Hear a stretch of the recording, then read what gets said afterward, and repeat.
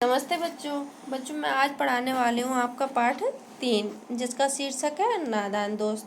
तो बच्चों, ये एक कहानी है दो भाई बहनों की। और बच्चों, इसके लेखक हैं प्रेमचंद।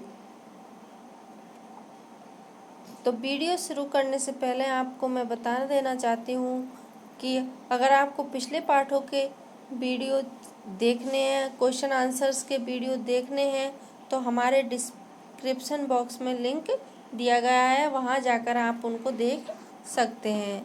तो बच्चों, शुरू करते हैं हम अपनी कहानी।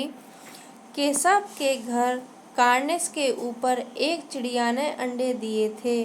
केशव और उसकी बहन श्यामा दोनों बड़े ध्यान से चिड़िया को वहाँ आते जाते देखा करते। सवेरे दोनों आंखें मलते कार्निस के सामने पहुँच जाते और चिड़िया दोनों को वहाँ बैठा पाते।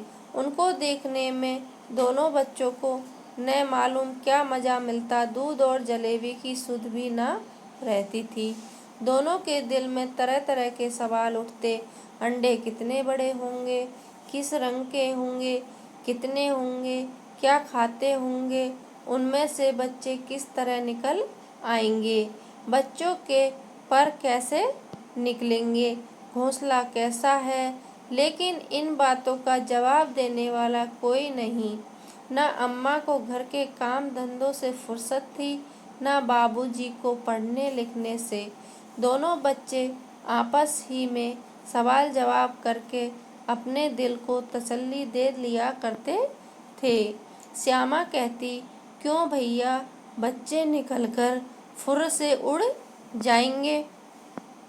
केशव विद्वानों जैसे गर्व से कहता, नहीं री पगली, पहले पर निकलेंगे, बगैर परों के बेचारे कैसे उड़ेंगे। श्यामा, बच्चों को क्या खिलाएगी बेचारी। केशव इस पेचीदा सवाल का जवाब कुछ न दे सकता था। इस तरह 3-4 दिन गुजर गए। दोनों बच्चों की जिज्ञासा दिन दिन बढ़ती जाती थी। अंडों को देखने के लिए वे अधीर हो उठते थे। उन्होंने अनुमान लगाया कि अब जरूर बच्चे निकल आए होंगे। बच्चों के चारे का सवाल अब उनके सामने आ खड़ा हुआ। चिड़िया बेचारी इतना दाना कहाँ पाएगी कि सारे बच्चों का पेट भरे। गरीब बच्चे भूख के मारे चूं चूं करके मर जाएंगे। इस मुसीबत का अंदाजा करके दोनों घबरा उठे। दोनों ने फैसला किया कि कार्निस पर थोड़ा सा दाना रख दिया जाए। श्यामा खुश होकर बोली, तब तो चिड़ियों को चारे के लिए कहीं उड़कर न जाना पड़ेगा ना।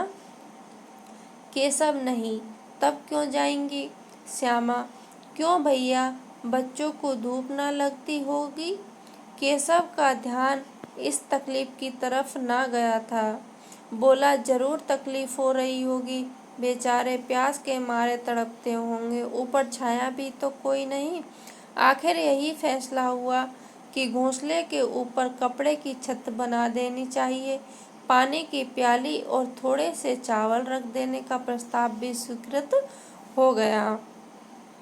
दोनों बच्चे बड़े चाव से काम करने लगे।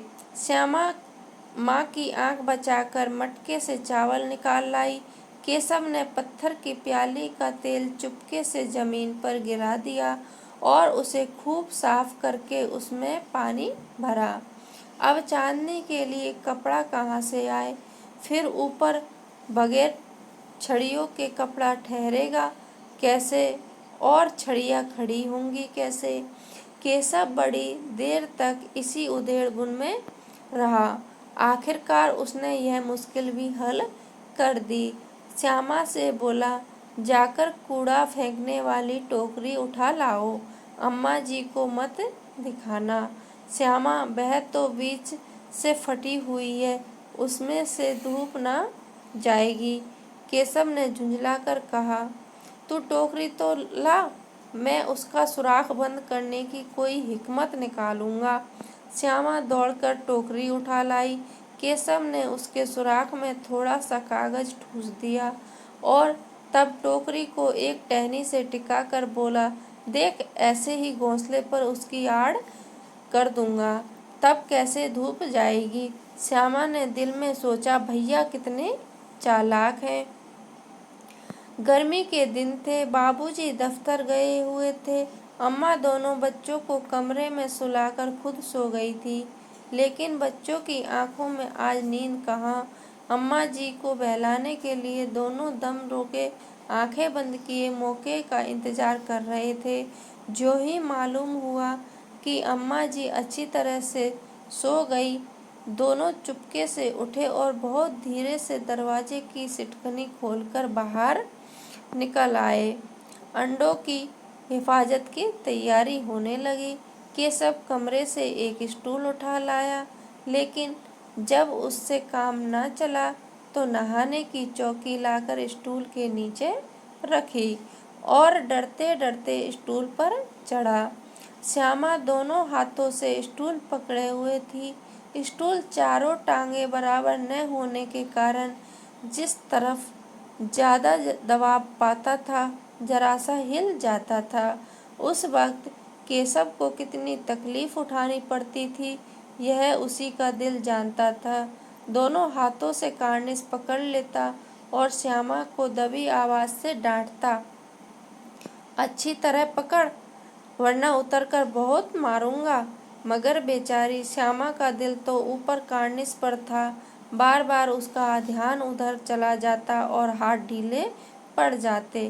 केशव ने ज्यों ही कार्निस पर हाथ रखा, दोनों चिड़िया उड़ गई। केशव ने देखा कार्निस पर थोड़े तिनके बिछे हुए हैं और उन पर 3 अंडे पड़े हैं। जैसे घोंसले उसने पेड़ों पर देखे थे, वैसा कोई घोंसला नहीं है। श्यामा ने नीचे से पूछा, के बच्चे हैं भैया? केशव, 3 अंडे हैं, अभी बच्चे नहीं निकले। श्यामा, जरा हमें दिखा दो भैया, कितने बड़े हैं? केशव, दिखा दूंगा, पहले जरा चिथड़े ले आ, नीचे बिछा दो, बेचारे अंडे तिनकों पर पड़े हैं। श्यामा दौड़कर अपनी पुरानी धोती फाड़कर एक टुकड़ा लाई। केशव ने झुककर कपड़ा ले लिया। उसकी कई तय करके उसने एक गद्दी बनाई और उसे तिनकों पर बिछाकर तीनों अंडे धीरे से उस पर रख दिए। श्यामा ने कहा, हमको भी दिखा दो भैया। केशव, दिखा दूंगा, पहले जरा वह टोकरी तो दे दो, ऊपर छाया कर दूं। श्यामा ने टोकरी नीचे से थमा दी और बोली, अब तुम उतर आओ, मैं भी तो देखूं। केशव ने टोकरी को एक टहनी से टिकाकर कहा, जा दाना और पानी की प्याली ले आ, मैं उतर आऊं तो तुझे दिखा दूंगा।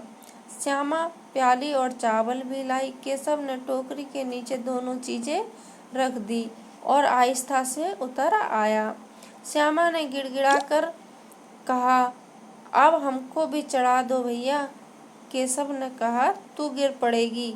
श्यामा, ना गिरूंगी भैया, तुम नीचे से पकड़े रहना। केशव ने, भैया कहीं तू गिरा पड़ी तो अम्मा जी मेरी चटनी ही कर डालेंगी, कहे कि तूने ही चढ़ाया था, क्या करेगी देखकर।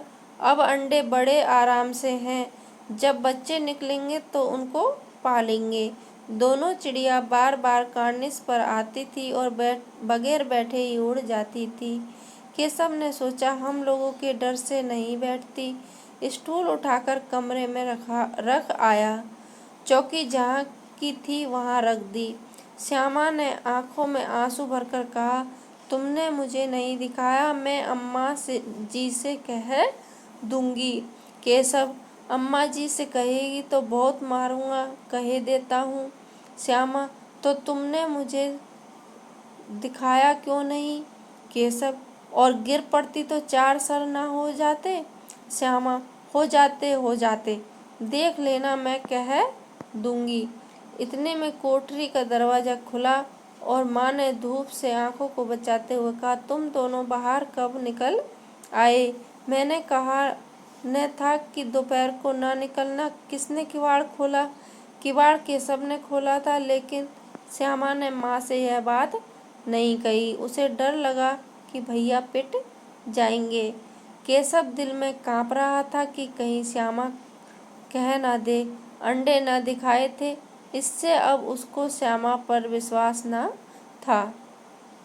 श्यामा सिर्फ मोहब्बत के मारे चुप थी या इस कसूर में हिस्सेदार होने की वजह से इसका फैसला नहीं किया जा सकता। शायद दोनों ही बातें थी। माँ ने दोनों को डांट डपट कर फिर कमरे में बंद कर दिया और आप धीरे धीरे उन्हें पंखा झलने लगी। अभी सिर्फ 2 बजे थे। बाहर तेज लू चल रही थी। अब दोनों बच्चों को नींद आ गई थी। 4 बजे यकायक श्यामा की नींद खुली। किवाड़ खुले हुए थे। वह दौड़ी हुई कार्निस के पास आई और ऊपर की तरफ ताकने लगी। टोकरी का पता न था। संयोग से उसकी नज़र नीचे गई और वह उल्टे पांव दौड़ती हुई कमरे में जाकर जोर से बोली, भैया अंडे तो नीचे पड़े हैं, बच्चे उड़ गए। केशव घबराकर उठा और दौड़ा हुआ बाहर आया तो क्या देखता है कि नीचे तीनों अंडे टूटे पड़े हैं। उनसे कोई चूने की सी चीज़ बाहर निकल आई। पानी की प्याली भी एक तरफ टूटी पड़ी है। उसके चेहरे का रंग उड़ गया। सहमी हुई आंखों से जमीन की तरफ देखने लगा। श्यामा ने पूछा, बच्चे कहाँ उड़ गए भैया? केशव ने करुण स्वर में कहा, अंडे तो फूट गए। श्यामा, और बच्चे कहाँ गए? केशव, तेरे सर में देखती नहीं है, अंडों में से उजला उजला पानी निकल आया है। वही तो 2-4 दिनों में बच्चे बन जाते। माँ ने सोटी हाथ में लिए हुए पूछा, तुम दोनों वहाँ धूप में क्या कर रहे हो? श्यामा ने कहा, अम्मा जी, चिड़िया के अंडे टूटे पड़े हैं। माँ ने आकर टूटे हुए अंडों को देखा और गुस्से से बोली, तुम लोगों ने अंडों को छुआ होगा। अब तो श्यामा को भैया पर जरा भी तरस न आया। उसी ने शायद अंडों को इस तरह रख दिया कि वह नीचे गिर पड़े। इसकी उसे सजा मिलनी चाहिए। बोली, इन्होंने अंडों को छेड़ा था अम्मा जी। माँ ने केशव से पूछा, क्यों रे? केशव भीगी बिल्ली बना खड़ा रहा। माँ, तू वहाँ पहुँचा कैसे? श्यामा चौकी पर स्टूल रखकर चढ़े, अम्मा जी। केशव, तू स्टूल थाम नहीं खड़ी थी? श्यामा, तुम्ही ने तो कहा था। माँ, तू इतना बड़ा हुआ, तुझे अभी इतना भी नहीं मालूम कि छूने से चिड़िया के अंडे गंदे हो जाते हैं।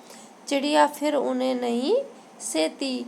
श्यामा ने डरते डरते पूछा। तो क्या चिड़िया ने अंडे गिरा दिए हैं अम्मा जी? माँ, और क्या करती? केशव के सिर इसका पाप पड़ेगा।